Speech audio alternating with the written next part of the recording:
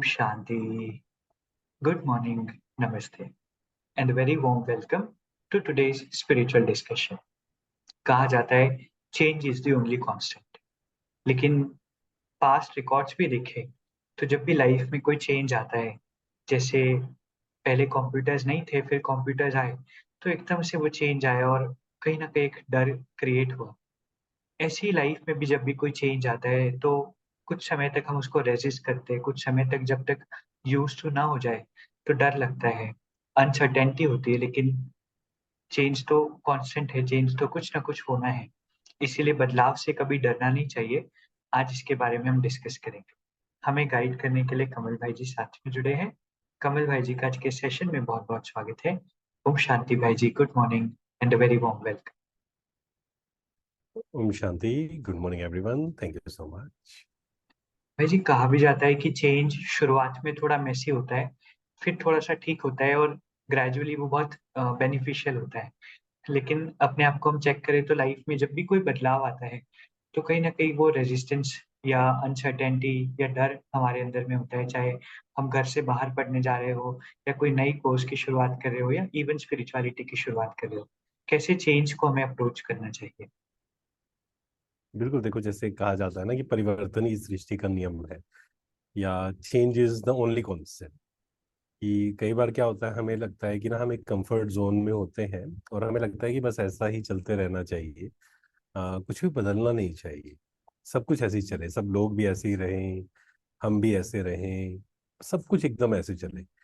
लेकिन जैसे ही वो चेंज आता है जीवन में और परिवर्तन करने की हमें ज़रूरत होती है, तो कई लोग बहुत रेजिस्ट करते हैं उस चीज़ को, और जिसके कारण फिर वो स्ट्रेस फील करते हैं, स्ट्रेस, टेंशन, है ना। धीरे धीरे वो डिप्रेशन तक भी चला जाता है कई बार।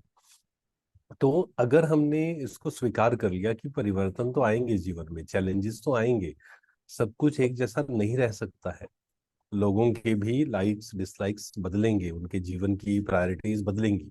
जैसे जैसे मान लीजिए हम कॉलेज में थे, फिर उसके बाद जॉब कर रहे हैं, उसके बाद जैसे जैसे लाइफ बढ़ती है, हर किसी की प्रायोरिटीज चेंज होती है।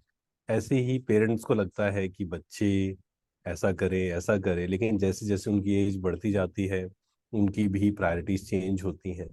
तो वहाँ स्वीकार भाव बहुत इम्पोर्टेंट है कि चेंज होना है, परिवर्तन होना है, और उसको हम कैसे स्वीकार कर सकें। क्योंकि बहुत बार ऐसा होता है कि जब परिवर्तन होता है, हम उसको स्वीकार नहीं कर पाते हैं, रेजिस्टेंस होता है अंदर, और फिर वो हलचल आती है एंड हम सही एक्शंस नहीं ले पाते हैं वहां पर।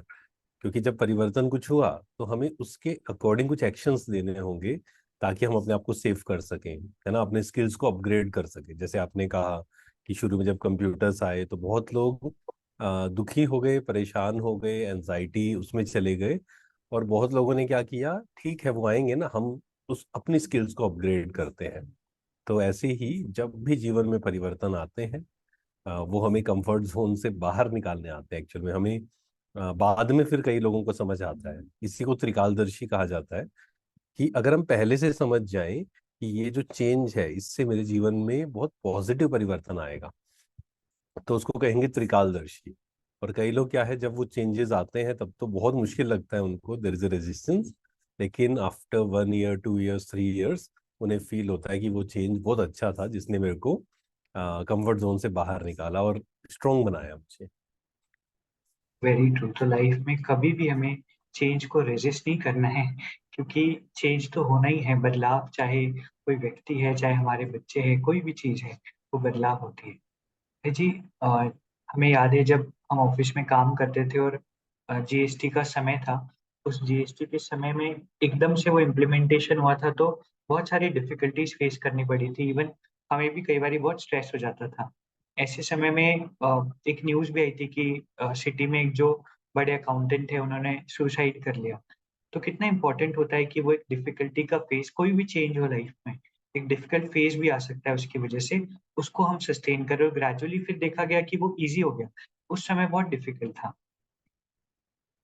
बिल्कुल, देखो जब हम स्ट्रेस की बात करते हैं ना, स्ट्रेस या डिप्रेशन, तो जितने भी मेंटल डिसऑर्डर्स हैं, उसका मेन रीजन क्या होता है। कई लोग जब किसी से भी पूछा जाएगा ना, तो वो कहेंगे कि एक्सटर्नल प्रेशर्स या ऐसी एक्सटर्नल चेंजेस है ना। जैसे ये चेंज हुआ कि जो भी चीज आई वो चेंज हुई, पहले कुछ और चल रहा था, उसके बाद कोई और चीज आई, और फिर वो जो एक्सटर्नल प्रेशर्स कहे, एक्सटर्नल चेंजेस हैं, हमें लगता है कि उसने वो स्ट्रेस लेकर आए, पर एक्चुअल में ऐसा होता नहीं है। एक्सटर्नल सिचुएशंस या प्रेशर्स हम कहें, चेंज जो है वो बहुत लोगों के जीवन में आए होंगे। जैसे आपने कहा कि किसी ने सुसाइड तक कर लिया, लेकिन किसी को थोड़ा सा डिस्टर्ब हुआ होगा, लेकिन धीरे धीरे अपने आप से बात की होगी कि कोई बात नहीं, या किसी व्यक्ति से बात की होगी शायद, उन्होंने समझाया होगा कि कोई बात नहीं, इट्स ओके, चला जाएगा, ये समय भी कहते हैं ना, ये वक्त भी बीत जाएगा।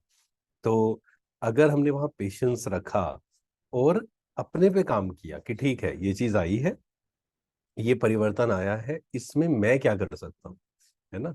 जैसे एक स्लोगन हम हमेशा बात करते हैं उस पर कि change what you can, accept what you can't. कि ठीक है, वो सिचुएशन सामने आ गई, अब मैं क्या कर सकता हूँ, अपना मैं बेस्ट क्या दे सकता हूँ। तो यहाँ अगर हम अपने पे काम करें और खुद से बात करें, लेकिन उससे पहले अगर हमने पहले से काम किया होगा, जैसे कई बार क्या होता है, सिचुएशंस आ जाती हैं और फिर हमें पता भी होता है कि नहीं, मुझे अपने मन पे काम करना है, नेगेटिव नहीं सोचना है, लेकिन चाहते हुए भी हम पॉजिटिव नहीं सोच पाते हैं। रीजन क्या है? पहले से हमने प्रैक्टिस नहीं की पॉजिटिव सोचने की। जैसे कोई क्रिकेट प्लेयर है, अगर उसको मान लीजिए वर्ल्ड कप खेलना है, तो पहले से उसको प्रैक्टिस करनी पड़ेगी। तो ऐसे ही अगर हम भी पहले से मेडिटेट करें, अपने आप को स्ट्रोंग बनाएं, चैलेंजेस के लिए अपने आप को प्रिपेयर करें। हम सबके अंदर ये शक्ति है, पावर टू फेस। ऐसा नहीं है कि एक के अंदर है, एक के अंदर नहीं है, बस हमने उस शक्ति को शायद यूज नहीं किया होता है। इसलिए जब वो चैलेंज आता है, हमें लगता है कि नहीं, मैं तो फेस ही नहीं कर पाऊंगा इस बात को। बट ऐसी कोई भी सिचुएशन नहीं है जिसको हम फेस ना कर सके, हमारे अंदर इतनी शक्ति है। बस उस शक्ति को हमें रेगुलर यूज करना चाहिए। स्पिरिचुअलिटी का मतलब ही ये है कि अपनी शक्तियों को सिर्फ सुनना नहीं, अपनी शक्तियों को यूज करना, ताकि जब ऐसे चैलेंजेस आए तो उसमें हमें स्ट्रेस फील ना हो, है ना। प्रेशर बाहर से आता है, स्ट्रेस इंटरनल होता है, हम फील करते हैं। वो डिपेंड किस पे करता है? मेरी शक्ति पर। अगर मैं पावरफुल हूँ, प्रेशर आएगा बट मैं स्ट्रेस फील नहीं करूंगा या कम फील करूंगा। अगर मैं कमजोर हूँ, प्रेशर छोटा सा आएगा और मुझे बहुत बड़ा स्ट्रेस फील होगा। राइट भाई जी, तो ये कितना इम्पोर्टेंट है कि चेंज को हम रेजिस्ट नहीं करें। थोड़ा सा पीरियड हो सकता है अनसर्टेन हो, लेकिन वहां पर हम पेशेंस रखें, गाइडेंस ले, और हो सके तो पहले से भी हम प्रिपेयर्ड रहें। भाई जी, कंफर्ट जोन से बाहर निकलना ये कितना इम्पोर्टेंट होता है, क्योंकि बहुत सारे लोग अपनी लाइफ में आगे इसलिए नहीं बढ़ पाते। मान लीजिए करियर है, एग्जाम है, कंफर्ट जोन से बाहर नहीं आना चाहते, वही चीज कर रहे। जैसे एक कोट भी है ना कि अगर आपको कुछ चाहिए जो नया हो, तो आपको वो करना पड़ेगा जो पहले आपने नहीं किया हो। तो कितना इम्पोर्टेंट है कि हम स्टेप आउट करें कंफर्ट जोन से। बिल्कुल। देखिए, जैसे मोबाइल है ना, आप देखते होंगे आजकल तो खासकर ऐसा है कि within I think 1 week 2 weeks वो अपग्रेड मांगता है ना, सॉफ्टवेयर अपडेट का ऑप्शन आता है कि आप अपडेट को सॉफ्टवेयर को अपडेट करिए, अदरवाइज वो चलेगा नहीं, हैंग होगा, जो भी होगा। लेकिन हम अपने सिस्टम को अपग्रेड करते हैं या नहीं, वो बहुत बड़ा क्वेश्चन है। क्योंकि हम कोई काम करते जा रहे हैं और बहुत बार क्या होता है, फॉर एग्जाम्पल मान लीजिए हमें वो काम नहीं मिला या किसी और को मिल रहा है, तो हम फिर ब्लेम गेम बहुत जल्दी खेलना शुरू कर देते हैं, कंप्लेन शुरू कर देते हैं। बट एक्चुअल में वहाँ हमें अपनी स्किल्स को अपग्रेड करना होता है ना। मतलब कि अपने कंफर्ट जोन से बाहर निकलकर अपने आप को, शायद मुझे उस सब्जेक्ट के बारे में और स्टडी करना है, या फिर मुझे अपने आप को स्ट्रोंग बनाना है, मुझे और मेडिटेशन सीखना है, मुझे मन को कंट्रोल करना सीखना है। फॉर एग्जाम्पल, कोई समय आया चीज़ें आपके अनुसार हो रही थी, बट कुछ समय आया किसी कारण से वो चीज़ें आपके अनुसार नहीं हो रही। कोई व्यक्ति शायद आपको रोकने की कोशिश कर रहा है, लेग पुलिंग कर रहा है, क्रिटिसाइज कर रहा है, आपके बारे में गलत फैला रहा है, कुछ भी हो रहा है। हमें उस समय क्या लग रहा है देखकर कि ना, ये बहुत बड़ी प्रॉब्लम्स है, मेरा जीवन तो बहुत खराब है, इसने मेरे जीवन को खराब कर दिया। बट अगर थोड़ा सा डिटैच होकर देखेंगे, जरा सा, तो समझ आएगा कि ये जो सिचुएशन आ रही है मुझे कंफर्ट जोन से बाहर निकालने के लिए आ रही है, ताकि मुझे अपने आप को इमोशनली स्ट्रांग बनाना है, मुझे अपने स्किल्स को इम्प्रूव करना है, मुझे कैसे, जब चीजें मेरे अनुसार नहीं होती हैं उसमें कैसे मैं खुश रहूं, कैसे मैं शांत रहूं, है ना, उसको सीखना है। तो वहां हमें ये चीज सीखनी पड़ेगी कि सिचुएशंस कई बार हमारे अनुसार होंगी, कई बार हमारे अनुसार नहीं होंगी। जब होगी तो बहुत अच्छी बात है, जब नहीं होंगी दैट मीन्स फिर मुझे अपने कंफर्ट जोन से बाहर निकल कर अपने आप को इमोशनली स्ट्रोंग बनाना पड़ेगा। तो बहुत ज़रूरी है एक्चुअल में कंफर्ट जोन से बाहर निकलना, क्योंकि उससे निकले बिना हम कभी भी स्ट्रोंग नहीं बन सकते। राइट भाई जी। और हम स्टेप भी तब तक नहीं लेते जब तक काम चल रहा है, थोड़ी थोड़ी प्रॉब्लम है तो नहीं लेते। लेकिन जहाँ पर थोड़ी सी बड़ी बात आ गई तो फिर कुछ ना कुछ एफर्ट लेते हैं, भले ही थोड़ी तकलीफ भी हो उस एफर्ट में। तो कहीं ना कहीं इस बात को समझना इम्पोर्टेंट है कि जो भी चैलेंजेस या बातें या जो भी चेंज लाइफ में आता है, वो कंफर्ट जोन से बाहर निकालने के लिए आता है। और इसमें आगे। ये भी होता है ना, जैसे स्पिरिचुअल पाथ पे भी बहुत कई लोग तो वैसे भी आ जाते हैं, हमारा भी, हमारे जीवन में तो कई ऐसी बात आई नहीं है एक्चुअल में। हाँ, ये था कि शायद असंतुष्ट था, या फिर एक खालीपन, या दुनिया में लगता था कि सब अपने लिए जी रहे हैं।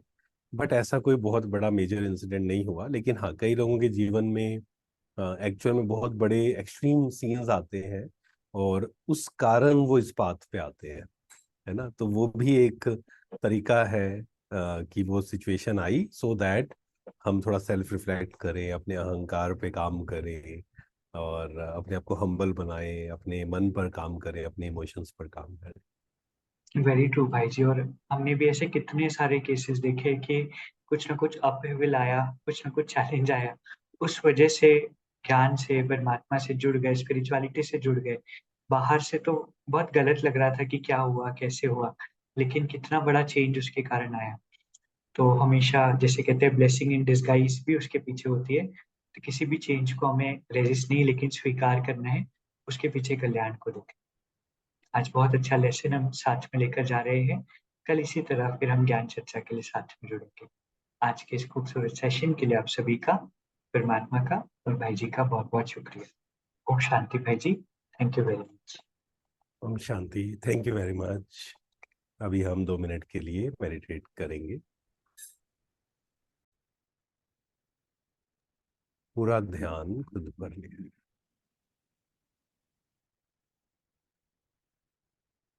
मैं सर्वशक्तिवान की संतान, मास्टर सर्वशक्तिवान हूँ। I am powerful energy, powerful consciousness. मेरे अंदर बहुत शक्तियां हैं, कोई भी सिचुएशन मुझे हिला नहीं सकती। I have the power to face any situation.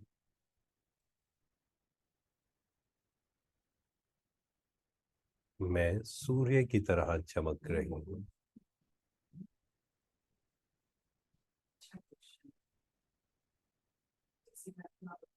Om Shanti. शुक्रिया, शुक्रिया।